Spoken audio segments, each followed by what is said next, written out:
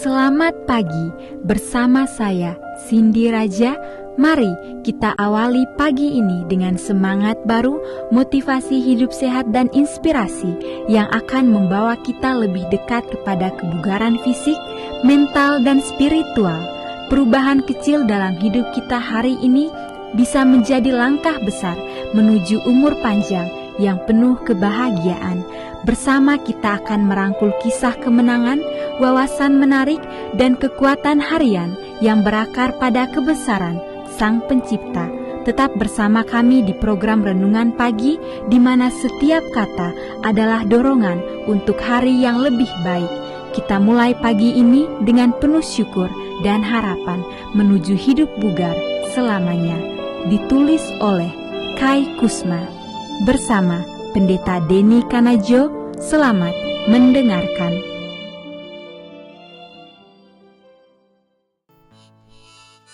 Shalom, selamat pagi para pendengar yang diberkati oleh Tuhan dimanapun Anda berada saat ini. Kita akan sama-sama mendengarkan firman Tuhan melalui audio Renungan Pagi pada tanggal 9 Januari 2025 dengan judul Arti Dalam Penderitaan. Sebelum kita melanjutkan bacaan renungan kita pada pagi hari ini, kembali saya mengajak semua para pendengar yang setia untuk berdoa bersama-sama. Bapa kami yang bersemayam di dalam takhta kerajaan sorga, terpujilah nama-Mu ya Tuhan di pagi hari ini.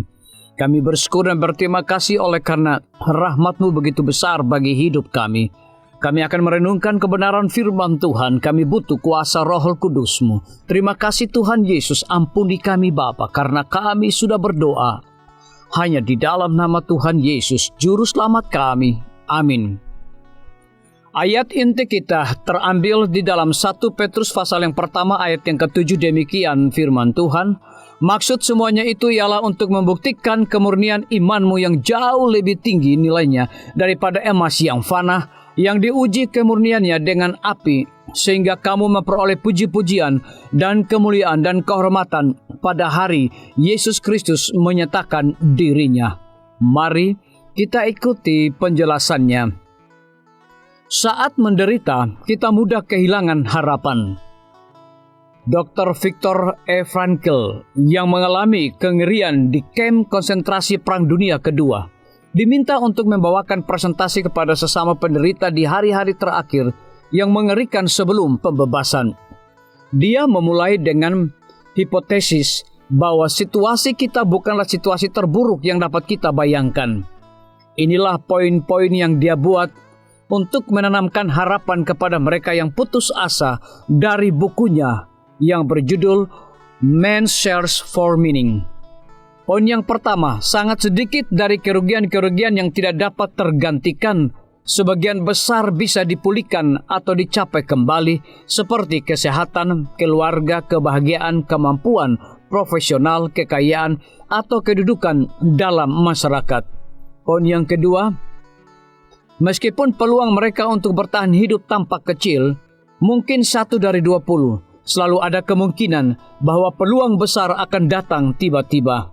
Poin ketiga, apa yang telah mereka alami tidak dapat diambil dari mereka oleh kekuatan apapun yang ada di dunia ini. Poin yang keempat, kehidupan manusia selalu mempunyai makna, dan ini termasuk kesengsaraan, penderitaan, dan kematian. Apapun keadaannya, hidup harus dijalani dengan penuh martabat dan makna. Bahkan pengorbanan yang terpaksa mereka lakukan dapat berarti jika mereka memilih untuk melihat bahwa dengan penderitaan mereka, orang lain mungkin akan menanggung penderitaan yang lebih sedikit, atau mungkin dengan keberanian mereka, orang lain akan diberkati. Poin yang kelima, hidup masih mengharapkan ada sesuatu yang bisa didapatkan dari mereka. Menyerah akan berarti seseorang di masa depan akan menderita karena mereka tidak ada. Kata-kata kebaikan tidak akan terucap. Seorang sahabat tidak akan tertolong. Sebuah buku tidak akan ditulis. Mereka tidak akan pernah terlalu sakit, terlalu cacat, atau terlalu tua sehingga Tuhan tidak membutuhkan mereka dan apa yang mereka persembahkan. Banyak orang marah kepada Tuhan karena mereka berpikir bahwa Dia membiarkan hal-hal buruk terjadi supaya rencana utamanya dapat terlaksana bagi alam semesta, menyempurnakan karakter kita, memberi kita pelajaran penting, atau menghukum kita karena kesalahan-kesalahan kita. Tetapi Tuhan tidak membuat pesawat jatuh atau perahu-perahu tenggelam. Dia tidak menyebabkan anak-anak dilahirkan dengan AIDS atau menyebabkan kematian bagi ribuan orang dengan kelaparan. Kebenaran dasarnya adalah hal-hal buruk terjadi pada kita karena kita hidup dalam pengaruh wilayah kekuasaan iblis. Dan konsekuensi dosa adalah maut. Jika Anda menderita, mintalah Tuhan membantu Anda menemukan makna di dalamnya. Biarlah bacaan renungan kita saat ini akan menjadi berkat bagi kita semua. Kembali saya mengajak semua para pendengar yang setia untuk berdoa bersama-sama. Bapa kami yang bersemayam di dalam takhta kerajaan sorga, terima kasih Tuhan Yesus oleh karena firman-Mu pada pagi hari ini memberikan berkat, kekuatan, sukacita rohani bagi pertumbuhan iman kami masing-masing. Pada saat ini Tuhan, kembali hamba-Mu berdoa untuk pemerintah kami. Tuhan memberkati Bapak Presiden bersama Wakil Presiden, para menteri dan seluruh stafnya. Bapak Gubernur bersama Wakil, Bapak Bupati bersama Wakil, Bapak Wali Kota bersama Wakil, Camat dan seluruh stafnya, Kepala Desa, Lurah, RT, RW, dimanapun mereka berada saat ini. Tuhan lindungi mereka, pelihara mereka, curahkan mereka hikmat pengetahuan sorga, kekuatan kesehatan, agar mereka dapat menjalankan roda pemerintahan boleh sesuai dengan amanah dan titah Tuhan sendiri. Tidak lupa juga kami menyerahkan pimpinan-pimpinan organisasi gerejawi Tuhan dari tingkat yang tertinggi sampai kepada seluruh gembala jemaat. Tuhan urapi mereka, Tuhan berkati mereka. Mereka sangat butuh kuasa Roh Kudus dalam pelayanan mereka setiap hari. Para tim medis, Tuhan berkati dokter umum, dokter spesialis, perawat bidan, para apoteker, dan semua yang memberikan waktu dan tenaga mereka melayani di rumah sakit, puskesmas, bahkan pustu kepada setiap para pasien yang datang membutuhkan pertolongan pelayanan mereka. Engkau berikan mereka sukacita sorga, roh dedikasi yang tinggi, agar mereka dapat memberikan pelayanan yang terbaik, sehingga dengan bantuan dan jamahan Tuhan, semua para pasien dapat memperoleh kesembuhan. Guru-guru, kepala sekolah, setiap siswa, mahasiswa, dosen, rektor di setiap lembaga pendidikan swasta maupun negeri, Tuhan urapi mereka agar mereka dapat mendidik setiap siswa maupun mahasiswa untuk memiliki nilai-nilai religius di dalam diri mereka masing-masing. TNI, Polri, PNS, wira swasta, petani, pedagang, nelayan, ojek online, saudara-saudara kami juga yang ada di dalam penjara, Tuhan hiburkan mereka, Tuhan berkati mereka, cukupkan kebutuhan mereka, dan berikan juga mereka sukacita senantiasa. Para pendengar yang setia yang berulang tahun saat ini dimanapun mereka berada, biarlah dengan bertambahnya usia yang Tuhan percayakan dalam hidup mereka, mereka hidup selalu bersyukur, berterima kasih, dan menjadi saluran berkat bagi sesama manusia. Yang berada di dalam kebimbangan ketidakpastian hidup, Tuhan juga berikan iman yang teguh kepada mereka. Terima kasih Tuhan Yesus, ampuni kami Bapa, karena kami sudah berdoa hanya di dalam nama Tuhan dan Juru Selamat kami. Amin.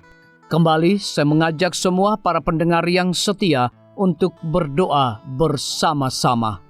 Bapa kami yang bersemayam di dalam takhta kerajaan sorga, terima kasih Tuhan Yesus oleh karena firman-Mu pada pagi hari ini memberikan berkat, kekuatan, sukacita rohani bagi pertumbuhan iman kami masing-masing.